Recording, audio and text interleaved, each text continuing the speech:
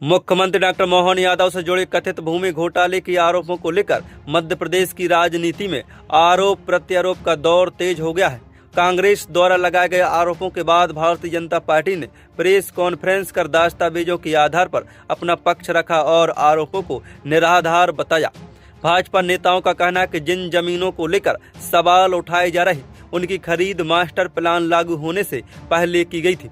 Party के अनुसार ऐसे में किसी प्रकार के अनुचित लाभ या नियमों के उल्लंघन का आरोप तथ्यात्मक रूप से सही नहीं है। भाजपा ने कांग्रेस पर राजनीतिक उद्देश्य से मुख्यमंत्री की छवि धूमिल करने का प्रयास करने का आरोप लगाया है।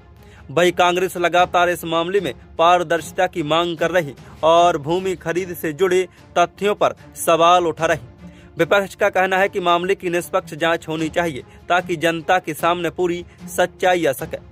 भाजपा ने पलटवार करते हुए कांग्रेस नेताओं की भूमि संपत्तियों का भी मुद्दा उठाया और कहा कि विपक्ष को पहले अपने नेताओं के मामलों पर जवाब देना चाहिए। पार्टी का दावा है कि कांग्रेस द्वारा लगाए गए आरोपों के समर्थन में अब तक कोई ठोस प्रमाण सामने नहीं आए। आज कांग्रेस पार्टी के द्वारा हमारे लोकप्रिय मुख्यमंत्री मोहन यादव जी पे जो एक आरोप लगाए गए वो पूरी तरह गलत है।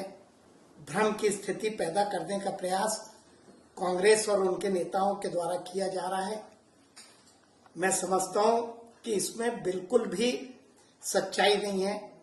मैं बताना चाहता हूं कि हमारे मुख्यमंत्री के द्वारा जो 2023 में जो नामांकन उन्होंने दाखिल किया था, उस स्थिति में उनके पास 17 एकड़ की जो जमीन थी, जो आज उसमें कुछ भी परिवर्तन नहीं हुआ और वो 17 एकड़ की जमीन थी।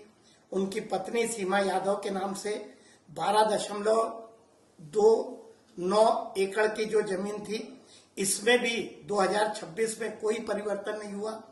एक सिद्धि विनायक कंपनी जिसकी उस आरोप पे जिक्र किया गया, उसके पास 2023 में 68 एकड़ जमीन थी, जो जून में घट के मात्र 65 एकड़ रह गई और इसमें भी मुख्यमंत्री के द्वारा 2017 में इसके डायरेक्टर के पद से इस्तीफा दे दिया गया।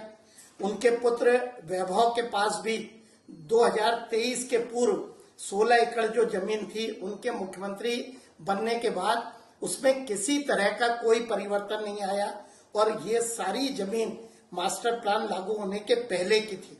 वही राजनीतिक जानकारों का मानना है कि मामला अब केवल जमीन खरीद तक सीमित नहीं रह गया, बल्कि यह सत्ता और विपक्ष के बीच राजनीतिक विश्वसनीयता की लड़ाई का रूप ले चुका है। आने वाले दिनों में दोनों पक्षों की ओर से दस्तावेज तथा दावे सामने आने की संभावना है, जिससे इस विवाद की राजनीतिक गर्मी और बढ़ सकती है।